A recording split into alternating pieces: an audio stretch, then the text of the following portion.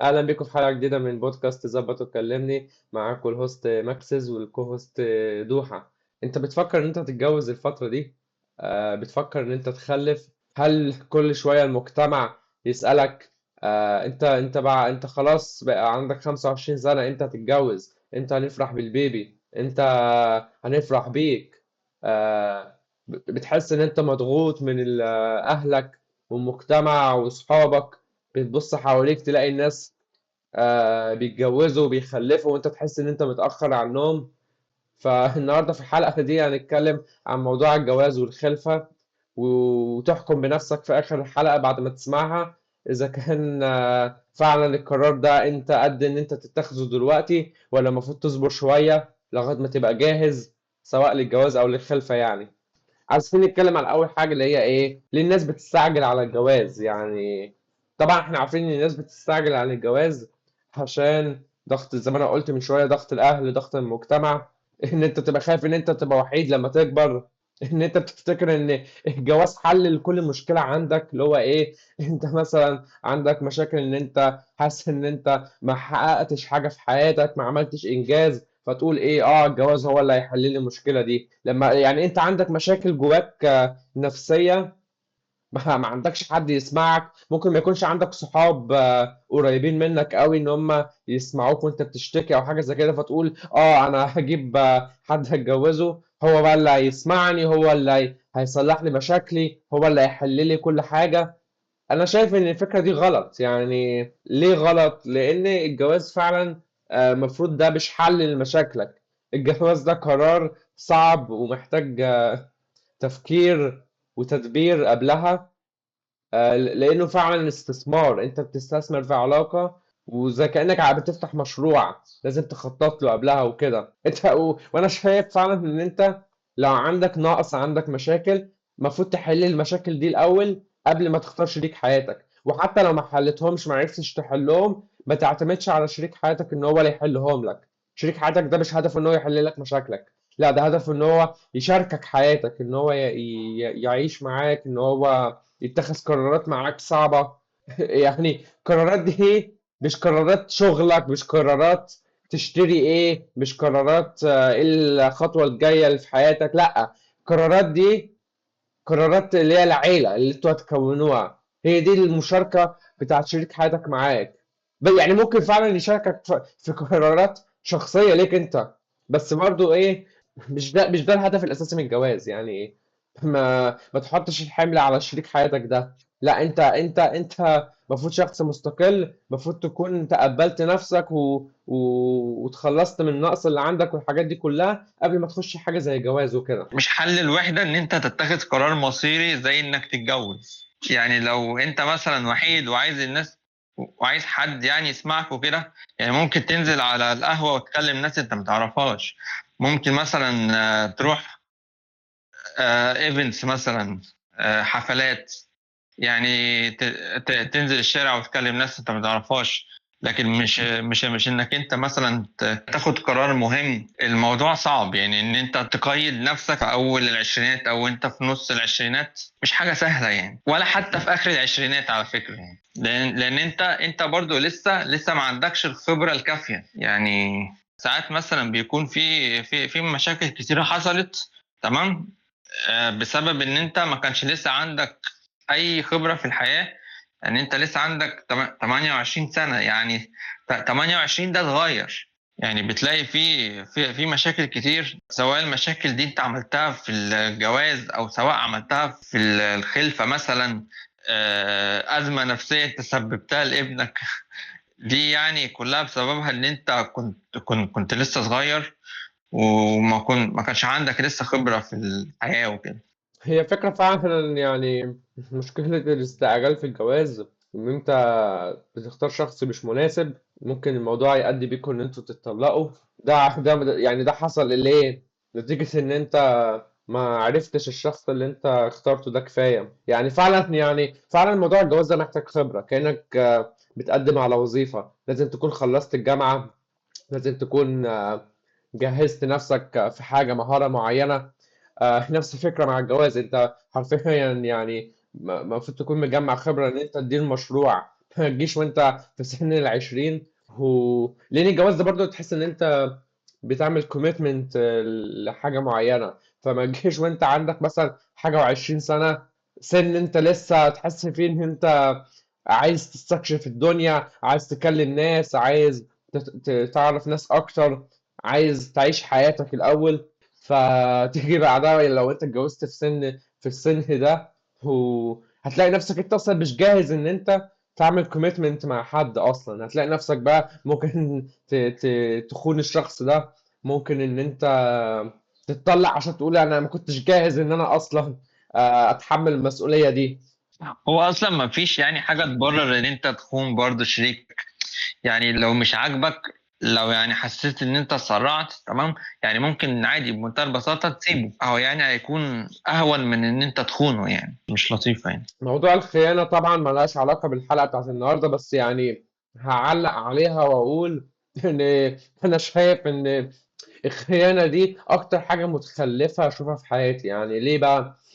أنت عايش مع شخص أنت مبقتش تحبه خلاص، وعمال تخونه مع شخص تاني، اللي هو قول للشخص ده بمنتهى البساطة أنا مش عايز أكمل معاك يا سيدي ومبقتش أحبك، وطلقوا بعض. ليه تمشي مع شخص تاني من ورا ظهره؟ يعني انا مش فاهم الناس دي فعلا بتفكر ازاي، اللي هو كانهم مترددين ما بين ايه، ان هم عايزين المتجوزينه ده يفضلوا متجوزين، وفي نفس الوقت انا ما بقتش احبه وبحب حد تاني وماشي معاه. اللي هو الموضوع بسيط قوي ان انت تسيب الشخص التاني.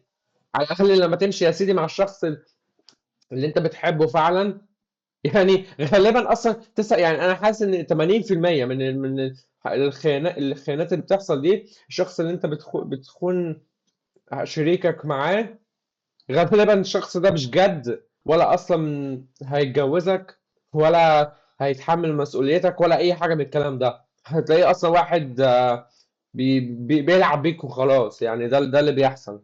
وهو مش عايز برضه يصارح الشريك اللي معاه ويقول له ان هو اتسرع مثلا، عشان مثلا ممكن يكون خايف عشان الناس يقولوا عليه ان هو طلق. وده اصلا ياخدنا برضه لحاجه مهمه، ان هو اصلا ممكن يكون اتجوز في الاول خالص علشان الناس عماله تزن عليه وتقول له ها هنفرح بيك امتى، هتتجوز امتى بقى. فهو ممكن يكون اصلا كلام الناس هو اللي عمال يوديه ويجيبه. بالظبط. الموضوع كله غلط من البداية، والحاجة اللي بتبتدي بغلط بتنتهي بغلط. يعني أنا شايف إن الموضوع فعلا معقد جدا. موضوع اللي هو الاستعجال على الجواز بيؤدي إن الشخصين دول ممكن يتطلقوا في الآخر، ممكن يحصل خيانة، ممكن يكونوا خلفوا بالفعل وتلاقي العيلة اتدمرت، والعيال دي اللي خلفوهم يحتاسوا في الآخر، ميبقاش عندهم أب أو ميبقاش عندهم أم. في ناس بتقول ان الابهات والامهات زمان، ابهات الجدات او يعني جدات الجدات، تمام، ان هم يعني كانوا عايشين بقى حياتهم وكان حياتهم جميلة وبتاع. كانوا بيضطروا يعيشوا مع، يعني كانت الست بتضطر انها تعيش مع الراجل دوت، تمام، عشان خلاص خلفوا وجابوا عيل. ما ينفعش يسيبوا بعض. فالناس اللي هي اللي بتقول ان الناس زمان كانت يعني مرتاحة اكتر، لا هي ما كانتش مرتاحة اكتر ولا حاجة يعني. هي الفكرة فعلا إن حياة جدك أو جدتك أو أبوك أو أمك غير حياتك. اللي حصل معاهم مش لازم يحصل معاك. يعني أنت دي حياتك الشخصية، مش لازم الكلام اللي يقوله لك اللي أكبر منك يحصل لك. اللي هو يقول لك أنت ديتا لو اتجوزتوا وخلفتوا هتلاقي نفسكوا خلاص مش هتقدروا تسيبوا بعض. لا، مش لازم ده يحصل. ممكن تسيبوا بعض عادي. يعني يعني ماشي، هتلاقي ده اكبر منك بقى، عنده المفروض يبقى عنده خبرة اكتر منك، والكلام الفارغ ده انا مش مقتنع بالكلام ده. انا شايف ان الموضوع ان هو عايش اكتر منك دي ملهاش علاقة خالص ان لازم الكلام اللي يقوله لك يحصل. لا، مش لازم يحصل. فالفكرة زي ما احنا كنا بنقول، يعني ان المفروض لما تيجي تتخذ قرار زي الجواز ده، ان انت تقفل يعني تسد ودنك من ناحية رأي المجتمع من الآخر عشان تعرف تتخذ القرار ده صح. خلينا نتكلم على موضوع البنات بالذات. خلينا نتكلم على موضوع البنات بالذات في موضوع الجواز ده. البنات عليهم متهيألي ضغط أكبر من الولاد من ناحية إن هم يتجوزوا بسرعة، صح؟ يعني الولد غالبا اللي هو إيه، الولد بيكبر بيكبر أبطأ من البنت. البنت بتكبر أسرع منه، فمحتاجة إنها تتجوز بدري عنه، وعشان يقفل عليها البيت مع جوزها ودماغها ما توديهاش بعيد وتعمل حاجات غلط مع ناس وكده. أنا شايف إن فعلا البنت بالتالي بتبقى شايلة حمل جامد قوي حمل جامد قوي في الجواز. يعني صح، الراجل بيبقى شايل حمل المصاريف والكلام ده ماشي، بس البنت برضو بتبقى شايلة حمل ايه، انها تخلف، انها تستقر مع انها تعيش مع شخص اللي هو جوزها. ده قرار انا مدرك ان هو في البنات بيبقى صعب قوي ان هم يتخذوه. يعني الراجل بالنسبه له ايه، اللي هو لو انت اتجوزت واحده وطلقتها، الناس مش هتقول اه الراجل ده اتطلق قبل كده. لا، عكس البنت، لو اتطلقت مره الناس هتفضل بقى تتكلم عليها وتقول اه دي اتطلقت قبل كده. بتحس ان فكره انها اتطلقت قبل كده دي بتوسخ سمعتها، يعني يعني طلقت عشان بالظبط اه. فاللي هو تحس ان الجواز بيبقى بالنسبه للبنت قرار اصعب من الراجل.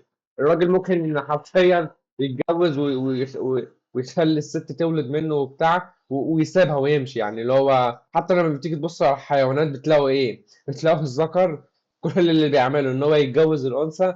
الانثى هي اللي تحتس بالعيل في الاخر وتربيه وتكبره.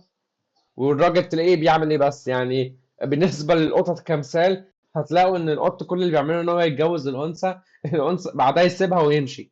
تلاقي الانثى بقى هي ايه اللي تولد العيال، تدافع عنهم، تاكلهم، ترضعهم، تعمل الموضوع دي كلها. فاحنا طبعا بالنسبه للبني ادمين بيبقى فيه حقوق وواجبات القانون فارضها على الزوج طبعا، ان هو يفضل يهتم بالعيلة وما يخلعش بعد ما يتجوز وكده. ده هدف الجواز فعلا، ان انتوا ملزومين من بعض في حتة المسؤولية. يعني القانون بيضمن ان انت الزوج ده يفضل يراعي العيلة ويصرف عليها والكلام ده. عايزين نتكلم برضو عن الاستعجال في الخلفة، ان بمجرد ما يعني تخلص الجيش او تخلص الكلية او كده يبقوا عايزين بقى يتجوزوا ويخلفوا بسرعة. اتجوزت واتأخرت مثلا سنة وما جبتش عيل، او ممكن كمان من قبل السنة، يعني تلاقي بقى ايه، امك عمالة تزن عليك فين العيل، طب مراتك ما بتخلفش ولا ايه، فيبدأ يبقى في ضغط عليك. هي فكرة كمان ان انا بحس ان في الجواز بحس ان اللي بيطلب دايما العيل اكتر بيبقى الست، رغم ان الست دي اكتر واحدة بتتحمل مسؤولية العيل ده. ومع ذلك بتلاقيها هي اللي بتزهن على الراجل انها تخلف. ليه؟ عشان بقى الجواز اللي بينهم ده اللي هو بقى ايه، يبقى رسمي كده، اللي هو خلاص احنا بقينا متجوزين وملزومين من بعض.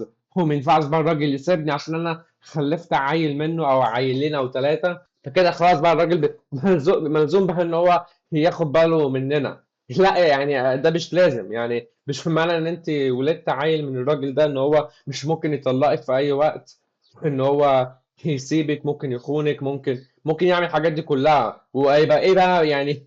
بدل ما تبقوا متجوزين وبس وحصل المشاكل دي، لا يبقى كمان عندكم عيل، والعيل ده ما هيتبهدل بعد ما انتوا تسيبوا بعض بسبب ان هو خان، او ان هو مش العلاقة مش شغالة بينكم. في من ضمن الحاجات اللي بتضايقني برضو، اللي هو تلاقي يعني زي ما انت ما قلت، ان هي الست بتبقى مثلا عايزه يكون في طفل علشان يربطهم بقى ببعض اكتر، فالراجل يفضل مربوط جنبهم او كده.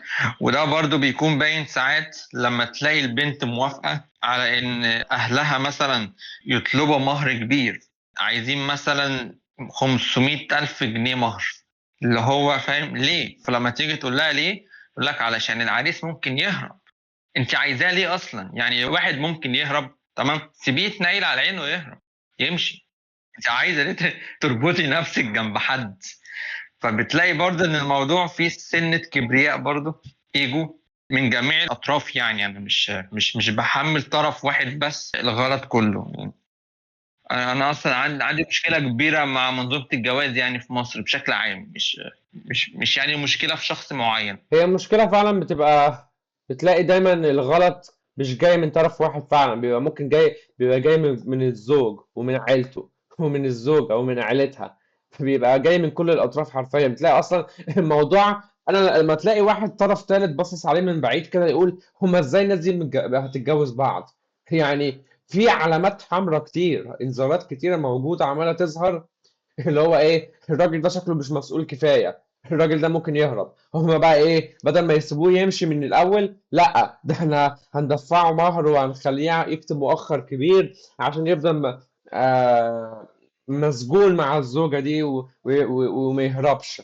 اللي هو لا يا سيدي، يعني انت عايز راجل يا سيدي، انت مش عايز واحد توقعه في حفرة وتلزمه ان هو يبقى مسؤول والكلام ده، وتحاول تغير فيه يعني. مش عارف يعني الناس دي بتفكر ازاي. الناس بتبوظ حياتها بإيدها. ويجوا يتصدموا في الاخر ويتحملوا بقى اخطائهم، اللي هو ايه، احنا عندنا دلوقتي عيل محتاسين بقى انا ما عندوش اب او الكلام ده.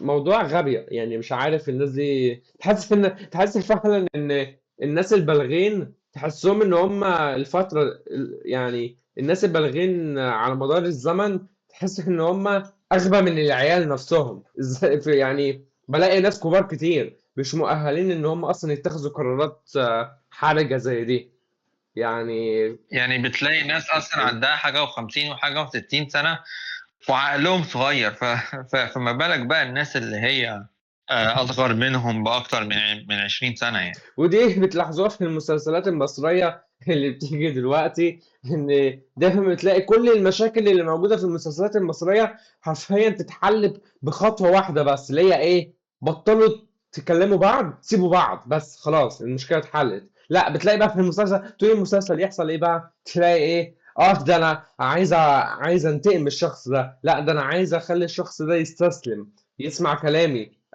قراري هو، كلامي هو اللي يبقى السائد. بس خلينا يعني نرجع لموضوع الخلفة. فكرة إن أنت تجيب كائن حي، بني آدم على الكوكب بتاع الأرض ده، واللي هو إيه بقى، العيل ده محتاج إن أنت تربي العيل ده، تخليه يكبر يبقى إنسان صالح وكويس. محتاج تعلمه، محتاج إن أنت تخليه إن هو لما يكبر يبقى مستقل، إن هو يعرف يخوض تجربة الحياة. يعني أصعب حاجة فعلا على بني آدم إن هو يتولد في حياة وما يعرفش ياخدها، ما يعرفش إن هو يعني تلاقيه ياخد أول خطوة إن هو يمشي على رجليه بعد ما كان بيحبي، وبعدها إن هو يقدر يأكل نفسه، ويقدر إن هو بعدها يتعلم ويشتغل والحاجات دي. أنا شايف إن الناس بتستعجل في موضوع إن هما يخلفوا لأسباب أنانية. يعني الأسباب الأنانية دي إيه؟ إن هما إيه؟ أنا خايف إن أنا أكبر وما يبقاش معايا حد ياخد باله مني. وفكرة إن برضو زي ما أنا قلت إن الزوجة بتبقى عايزة العيل عشان الزوج غصب عنه يفضل متجوزها وكده، ويبقى عليه بقى مسؤولية وما يهربش. بتحس إن في أنانية في الموضوع بتاع الخلفة ده. وطبعا زمان كان تلاقي الناس يخلفوا عيال كتير، وممكن لحد دلوقتي الحتة دي موجودة، يخلفوا عيال كتير عشان كأنهم إيه، بيجيبوا عمال. العبيد بتوعهم يعني. أنا أعرف حد معاه بتاع 4 5 عيال، كلهم بيشتغلوا دلوقتي وأصلا كلهم تحت ال 15 سنة يعني. اه، يشتغلوا ويصرفوا على البيت من هما صغيرين، كأنهم اللي هو فعلا زي ما انت بتقول والدين عبيد او عمال. يعني اللي هو ايه، انا مصنع بقى، مصنع بني ادمين، انا بقى بنتج بني ادمين. حتى تلاقي ان هو مش شايفهم بني ادمين اصلا، يعني بيبقى شايفهم عبيد فعلا. هي الفكرة ايه، ده انا عندي في عيلتي ده كلهم حرفيا اتجوزوا، تلاقي 9 شهور او سنه خلفوا عيل، واتفاجئ كده ايه ده، هما لحقوا يولدوا، دول لسه متجوزين. اللي هو الناس دي ايه السرعه دي يا عم؟ يعني دايما بتعصب بقول يعني انتوا هتخلفوا عيل هيتبهدل في يعني انتوا مش محوشين فلوس ولا اصلا جاهزين من ناحيه المسؤوليه. حرفيا اللي هو جبتوا الشقة بالعافية أصلا، ومع ذلك مخلفين عيل كده اللي هو بقى إيه، هنوديه مدرسة الفصل فيها يجي 70 عيل ولا بتاع. هو انا رايي في الموضوع ده هستعين بس بحاجه لسه حاصله الاسبوع اللي فات. في واحد اتحرش بواحده، تمام؟ تقريبا نص الناس على الفيسبوك كانت بتدافع عنه. فانا يعني كل يوم اسال نفسي سؤال: ازاي انا مثلا خلف عيل يعيش مع الناس دي؟ فانا شايف اني لو خلفت عيل يحتك ويعيش مع الناس دي، فانا كده انسان لا اخلاقي الصراحه. يعني ده غير ان انا اصلا انا مش غني، يعني مش معايا فلوس يعني. او ماشي معايا فلوس وكل حاجه، بس الفلوس دي تكفيني انا. حتى انا لما ببقى شايف مثلا، لما ببقى ماشي في الشارع والاقي واحده رافعه ورقه كبيره مكتوب عليها انا عروسه وعايزه اجهز، ده بيبقى ضوء اخضر ان انا ما اديش الست دي فلوس، عشان انا لن اشارك في هذه الجريمة، وان هي تجيب عيل تاني يكون برضو فقير زيها. فاهم؟ ماشي، انت عايز بقى تديها فلوس، ماشي انت حر، بس انا مش هشارك في هذه الجريمة. هي فعلا جريمة إن أنت تشارك حد بالمنظر ده اللي هو اصلا مش لاقي ياكل، فقير يعني. ماشي، الناس ليها حق ان هم يتجوزوا ويفرحوا، ماشي، انا فاهم الحتة دي، بس اللي هو ايه يعني، انا بشوف ناس ساعات بيتبرعوا لناس تانية ان هم يساعدوا الاتنين اللي هيتجوزوا دول ان هم يشتروا عفش ويشتروا جهاز ويشتروا حاجات يعني تبع يعني هم عندهم شقة بالفعل وكده، بس يعني محتاجين يشتروا جهاز والحاجات دي. يعني انا شايف ان الخطوه دي مش مشكله قوي، رغم ان انا شايف ان فعلا المفروض ما تحصلش من الاول، بس يعني ممكن اعديها. بس الحاجه بقى اللي ما اعديهاش ايه هي، ان انت اصلا شحت تبرعات عشان اصلا تجهز نفسك عشان تتجوز، وتقوم بعدها بعد ما شحت الحاجات دي تقوم تخلف عيل كمان. يعني العيل ده معلش مين هيصرف عليه؟ هتشحت له هو كمان عشان تصرف عليه؟ هينزل بقى يشحت بيه في المترو بقى ولا اي حاجة؟ انا شايف ان الناس في بلاد بره الاوروبيين وكده الغرب، ان هم فعلا بيعملوا حاجه حلوه ايه هي، ان دايما لما بتلاقي عندهم الجواز بيحصل، بتلاقيه بيحصل وهم عندهم 30 سنه مثلا، وحتى الخلفه عندهم بتحصل وهم في سن ال 30. يعني ناس كتير بشوفهم بالمنظر ده، بتلاقي عندهم الخلفه بتحصل حرفيا متاخر، او مش متاخر قوي، بس يعني بعد ما هم نضجوا وعاشوا يعني عاشوا حياتهم الأول قبل ما يخشوا في حاجة زي الجواز وكده. فأنا شايف إن دي أحسن حاجة هما بيعملوها، ويا ريت العرب يتعلموا منهم الحتة دي، إن هما فعلا يعني ما يتجوزوش غير لما ينضجوا. ونفس الفكرة مع الخلفة. وبمناسبة الخلفة يعني أنا شايف إن إيه، زي ما في مثل كده بيقول ان كل عيل يستحق اب وام، بس مش كل اب وام يستحقوا عيل. ليه بقى؟ يعني انا اللي اقصده من الحته دي ان انت بتخلف العيل بيبقى كويس اصلا يعني، ما بيبقاش شرير، ما بيبقاش وحش، لا بيبقى اصلا بريء من ساعه الوقت اللي اتولد فيه. بس التربيه بتاعته اللي عيلته بيعملوها هي اللي بتطلعه وحش، او تطلعه ان هو يأذي غيره. كمثال انا بشوف المنظر ده دلوقتي كتير، اللي هو ايه، تلاقي الاب والام مخلفين عيلين اتنين بحالهم، وتلاقيهم هم يعني. انا شفتها المنظر ده وانا قاعد في عياده وكده، لقيت ايه، لقيت اب وام قاعدين بعيلين وكل واحد ماسك موبايل ومطنشين العيلين دول تماما. وتلاقي العيلين دول مثلا ايه، عندهم طاقه فايده عايزين يطلعوا الطاقه اللي عندهم دي. تلاقي عشان اصلا ابوهم وامهم متجوزين بدري وما عندهمش خبره في موضوع التربيه اصلا، فبدل ما يساعدوا عيالهم ان هم يطلعوا الطاقه الفايده دي، لا تلاقي ابنهم يتحرك حركه واحده يقوم يزعقوا له ما تتحركش، اقعد ساكت، ما اعرفش الكلام ده. اللي هو يعني ما عندهمش خبره خالص في التربيه، مش يعني بيبقى مش جاهزين اصلا الموضوع ده. تلاقي العيل يتعرض لحاجات من ابوه وامه، زي مثلا ان ابوه وامه يضربوه، زي ان هم مثلا يتجاهلوه، ان هم مثلا ما يخلوش يطلع الطاقه الفايده اللي عنده، فتلاقي العيل يطلع معقد نفسيا بعدها. والعقدة النفسية دي تخليه يأذي غيره بعدها لما يكبر. فأنا فعلا يعني عشان كده قلت اللي هو كل ابن يستحق أب وأم، بس مش كل أب وأم يستحقوا ابن يعني. هو لازم برضو قبل ما تجيب عيل لازم تبقى حاطط في دماغك ان الكوكب اللي احنا عايشين فيه ده برضو بيكون مليان اوبئة كتير، حروب.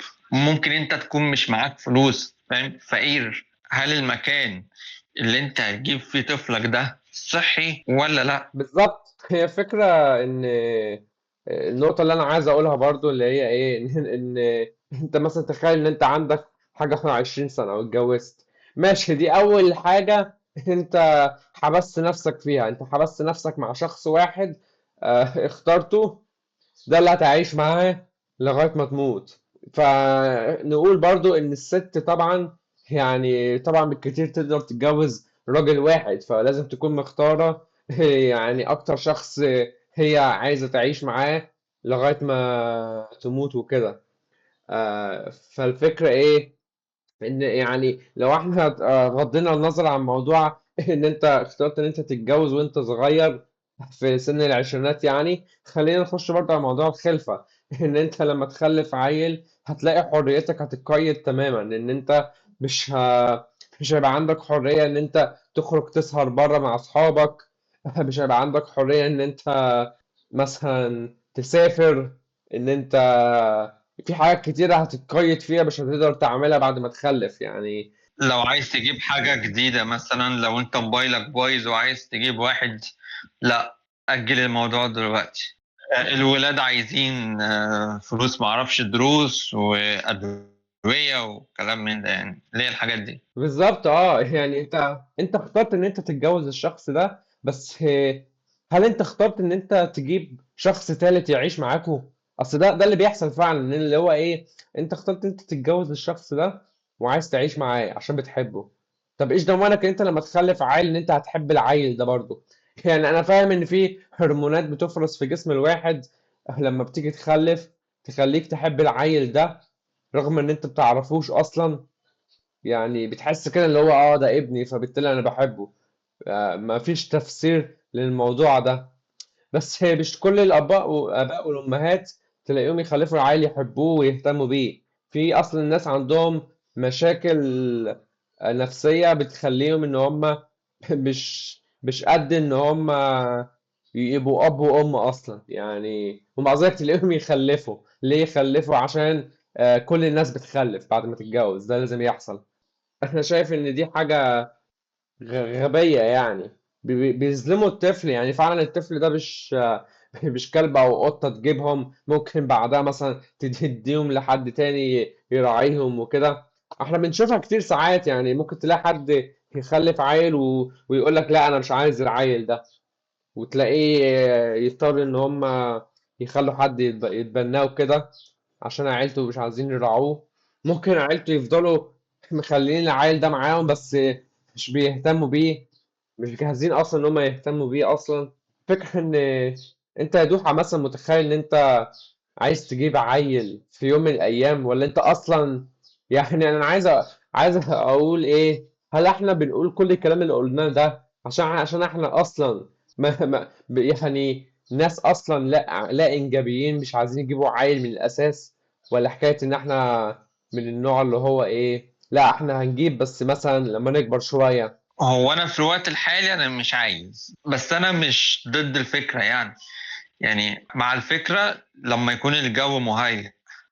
لكن طول ما الجو مش مهيأ لقرار مهم زي ده، فلا، أنا مش عايز. يعني حتى قلت كده لواحدة زميلتي في الشغل وكده، قالت لي يعني انت، طبعا انا قلت لها ان انا صحابي كلهم دماغهم برضو حلوة زي كده، فقالت لي يعني انتوا الناس اللي هي دماغكم واعية مش عايزين تخلفوا عيال، والناس اللي ما بتفكرش ديت او ما عندهاش وعي دول هم اللي هيخلفوا. ده هو السؤال ده انا استوقفت قدامه، قلت له اه. اقول ايه طيب؟ هي دي نقطة حلوة حقيقة. موضوع ايه اللي هي ان ان انت افترضت ان عشان دي ناس مش واعية فبالتالي لما يجي يخلفوا عيال العيال هيطلعوا برضو مش واعيين.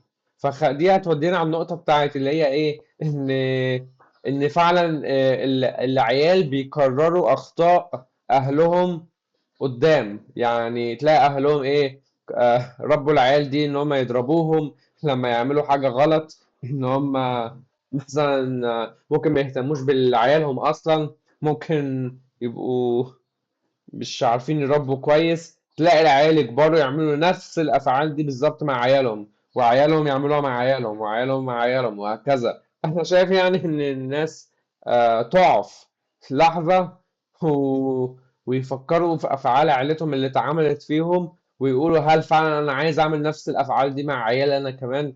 يعني زي مثال اللي هو ايه، الكوباية بتملاها من حنفية مية عكرة، تيجي تصبها في الكوباية اللي جنبها تلاقي المية، نفس المية العكرة موجودة، تيجي تصب من الكوباية التانية في التالتة تلاقي برضو مية عكرة. فاللي هو انت بتنقل سلبيات عيلتك لعيالك. فأنا شايف إن الناس تفكر، تقف كده لحظة تفكر، هل أنا عايز كده مع عيالي برضو؟ يعني مش لازم تعمل زي ما عيلتك عملوا فيك. يعني انت اكيد جاتك عقدة من عيلتك اللي عملوه فيك وكده، وممكن تكون شايف ان اللي عملوه ده صح، اللي هو انا ما عنديش طريقة تانية اربي بيها عيالي فاربيهم زي ما عيلتي ربوني يعني. يعني مش لازم، يعني فكر بره الصندوق وكده. في ناس برضه تقول لك ايه، طب ما طه حسين كان عايش وسط ما اعرفش 19 عيل ولا ايه، وهو كان ما اعرفش الرقم كام، وعادي يعني، وطلع كاتب وكان مشهور وكده يعني. اللي هو على فكرة مش لازم ده يحصل يعني، دي كانت حالة شاذة يعني، مش لازم عشان هو طلع واحد بقى دماغه نظيفة وواعي ان هو انت كمان ان انت كمان هتخلف طه حسين.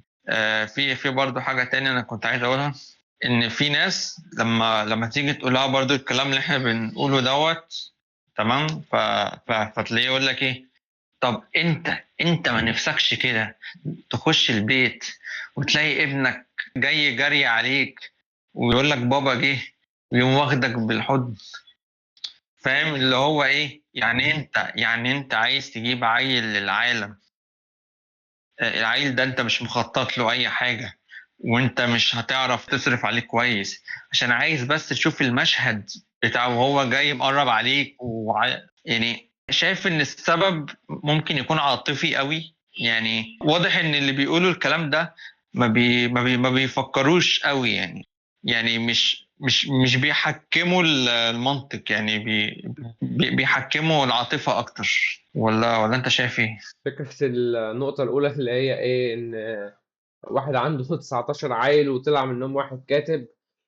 معلش يعني اللي هو ايه، العيل ده اللي انت قلت عليه طلع كاتب وبقى كويس وبتاع، انت عرفت عن الشخص الناجح ده عشان انشهر. فانت كده بتفترض ان عشان ده واحد مشهور وناجح ان كل الناس هتطلع زيه. طب معلش، في واحد تاني غيره طلع حرامي، واحد غيره مات وهو صغير. ليه ما سمعتش عن الشخص ده؟ ما سمعتش عنه عشان ما انشهرش زي الشخص اللي انت بتقول عليه بقى كاتب ده. في ناس كتيرة عليهم قصص ما حدش حرفيا سمع عنهم خالص. النقطة الأخيرة التانية اللي انت قلتها اللي هي ايه؟ ان ابنك يجي يبص عليك ويقول لك بابا جه بابا جه. دي يعني ايه؟ انا بالنسبة لي لو حد عيل جالي وقال لي بابا جه بابا جه، هيحصل لي كرنج من الاخر. هقول ايه العبط ده؟ يعني انا ما عنديش مشاعر ابويه حاليا يعني، ومش متخيل ان انا قدام هيبقى عندي مشاعر ابويه. انا مفتقد المشاعر الابويه دي حرفيا يعني. فعلا انا ما اعرفش، هي معقوله كل الناس بيجي لهم المشاعر الابويه دي اول ما يخلفوا عيل؟ ولا انا اللي مجنون مثلا؟ انا اللي مش، انا اللي عقلي مش سليم. طب ولما انت ما عندكش مشاعر ابويه، ليه بقى عامل الحلقه دي كلها وعمال بقى تنظر على الناس وتقول لهم يخلفوا ولا ما يخلفوش؟ هي الفكره ايه؟ انا محامي الشيطان. الفكرة ان انا رغم ان انا ما عنديش مشاعر ابوية، بس انا فعلا مهتم بمصلحة العيال ومصلحة الناس. حتى ان انا ابص حواليا الاقي علاقات جواز سليمة وصحية، والاقي حواليا عيال فرحانين، وبيكبروا وبيبقوا ناس بيساعدوا غيرهم وبينشروا الخير بدل ما يطلعوا معقدين نفسيا وينشروا شر في الدنيا اللي احنا فيها دي. الدنيا مش ناقصة شر أكتر ما هي مليانة شر. احنا عايزين يعني فعلا الواحد ممكن تقول بيبص للعالم بطريقة بيرفكشنست شوية، اللي هو مثالية. أنا عايز العالم يبقى مثالي. طبعا يعني أنا تقبلت من زمان إن موضوع المثالية دي حاجة مش ممكنة ومجرد خيال يعني. بس يعني لو أنت بتقدرش تفرض كلامك ده على غيرك أو توعيهم، ممكن يعني على الأقل تعمله أنت بنفسك، اللي هو إيه، ان انت بنفسك ما تتجوزش غير لما تكون جاهز، وبنفسك تختار ان انت تخلف امتى ولما تكون جاهز بس. ويا ريت الناس اللي بيسمعوا الفيديو ده برضو يعني يكونوا اتأثروا بالكلام اللي احنا بنقوله، ان هم يتخذوا القرار الصائب في الموضوع الجواز والخلفة. ان دي حاجة يعني محتاجة مسؤولية و... ومفروض ما تستعجلش فيها وكده. المهم شكرا لكل واحد اتفرج على الحلقة دي. آه، حاليا واحنا بنسجل الحلقة دي عندنا 23 سبسكرايبر. شكرا لكل واحد عمل سبسكرايب. يعني طبعا الحلقة دي لما تنزل ممكن يكون السبسكرايبرز دول زادوا او قلوا يعني الله اعلم. فشكرا لكل واحد يعني ادالنا وقت من يومه ان هو يتفرج على شاوت الحلقة اوت دي. نانسي. ايه. شاوت اوت نانسي. اه وشاوت اوت لنانسي. بالتالي دي الوحيدة اللي نعرفهاش اللي علقت على الفيديوهات بتاعتنا. فمتنسوش تعملوا لايك وسبسكرايب وكومنت على الحلقة دي، وتقولوا رأيكم في الكلام اللي قلناه. وإذا كان رأيك اتغير، رجعت في كلامك إن أنت تتجوز أو تخلف دلوقتي. لو أنت مش متفق مع كلامنا قول لنا برضو رأيك. احنا هنقرا كل التعليقات وهنرد على اللي نقدر عليه يعني. باي باي.